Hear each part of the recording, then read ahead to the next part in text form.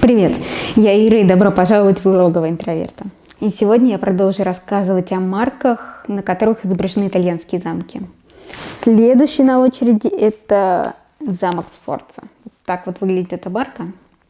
И, кстати, именно вот этот вот замок, эта крепость была построена архитектором Аристотелем Фиораванти, о котором я рассказывала в предыдущем видео про замки на почтовых марках.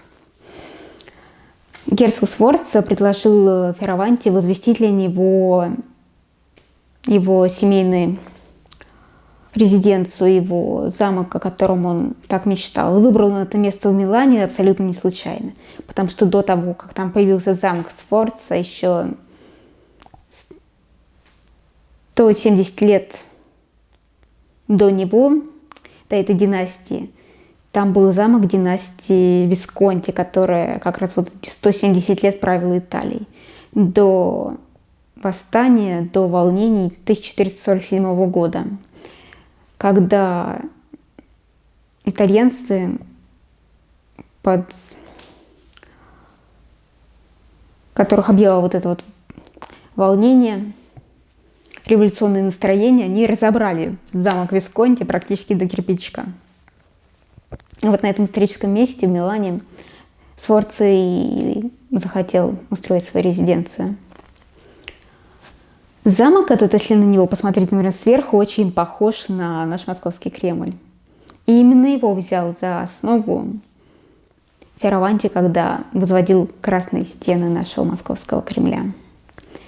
Даже башни главные, наша Спасская и главная башня, в которую въезжают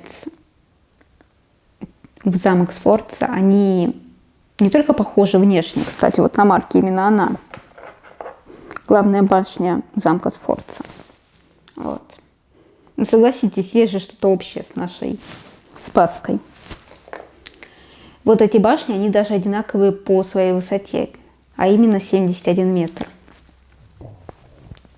Но после того, как архитектор уехал в Москву возводить красные кремлевские стены и Успенский собор, у самого замка Сфорца настали тяжелые времена.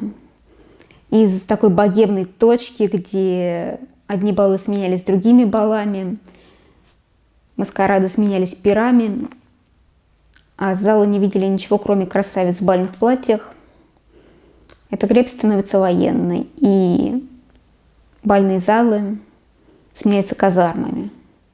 А потом замок вовсе начал переходить из рук в руки. От одной стороны к другой стороне, и постепенно разрушался. Так прошло несколько столетий, и в 1810 году эту крепость занимает никто иной, как Наполеон Бонапарт. Вернуть же итальянцы свою жемчужину смогли перед самым объединением страны из рассроченных королевств в одно в 1860-м. И еще 40 лет ушло на ее восстановление и приведение к первоначальному состоянию. Следующее же серьезное испытание, которое выпало на крепость, это Вторая мировая, когда